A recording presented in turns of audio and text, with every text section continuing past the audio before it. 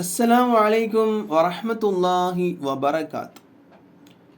പെട്ടി സ്വപ്നം കണ്ടാൽ, പെട്ടി ഉണ്ടല്ലോ, എന്തായിരിക്കും അതിൻ്റെ വ്യാഖ്യാനം? അത് പല രൂപത്തിലുണ്ട്. പെട്ടി എന്നുള്ളത് എന്തുണ്ട്? പല രൂപത്തിലുള്ള പെട്ടികളുണ്ട് അല്ലേ? അപ്പോൾ ഇതിനെക്കുറിച്ചിട്ട് മുഹമ്മദ് അലി അൽ ഖുത്ബി എന്നവർ അവിടുത്തെ ഒരു കിതാബിൽ 67-ാമത്തെ പേജിൽ പറയുന്നു,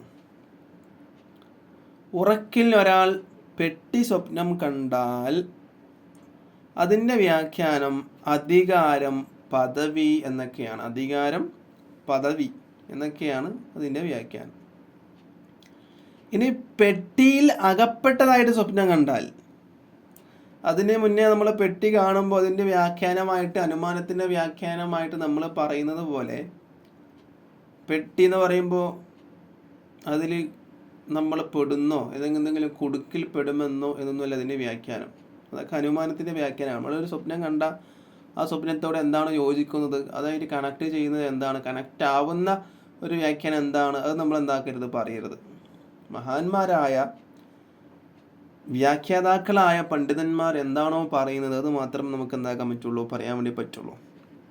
പുറക്കിലൊരാൾ പെട്ടി കണ്ട അതിൻ്റെ സ്വപ്നം, അതിൻ്റെ വ്യാഖ്യാനം അധികാരം, പദവി എന്നിങ്ങനെയൊക്കെയാണ്. ഇനി പെട്ടിയിൽ അകപ്പെട്ടതായിട്ടാണ് സ്വപ്നം കണ്ടത്, പെട്ടിയിൽ അകപ്പെട്ടതായിട്ടാണ് ഒരാൾ എന്താകുന്നത്, സ്വപ്നം കാണുന്നത്. അങ്ങനെ ആകുമ്പോൾ അതിൻ്റെ വ്യാഖ്യാനം എന്തായിരിക്കും?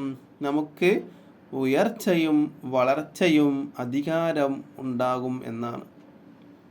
പിന്നെയോ ശത്രുവിൻ്റെ ഭാഗത്ത് നിന്നുള്ള പേടി ഉണ്ടാകും എന്നും അതിന് വ്യാഖ്യാനമുണ്ട്. പെട്ടിയിൽ അകപ്പെടുന്നതിന് അങ്ങനെ ഒരു വ്യാഖ്യാനമുണ്ട്. ശത്രുവിൻ്റെ കെണിയിൽ നമ്മൾ അകപ്പെടും, അതായത് ശത്രുവിൻ്റെ ഭാഗത്ത് നിന്നുള്ള പേടി, എന്തോ ഒരു പേടി നമുക്കുണ്ടാകും. എങ്കിലും അത് ഒരുപാടൊന്നും നീണ്ടു നിൽക്കില്ല, കുറച്ച് കഴിഞ്ഞാൽ അതെന്താകും, നിന്നു പോകും. ശത്രുക്കളുടെ ഭാഗത്തു നിന്നുള്ള പേടിയൊന്നും ഉണ്ടാവില്ല എന്നാണ് ഇതിലൂടെ നമുക്ക് എന്താക്കി തരുന്നത്, മഹാനവറുകൾ മനസ്സിലാക്കി തരുന്നത്. അല്ലാഹു ആലം വറസൂലു.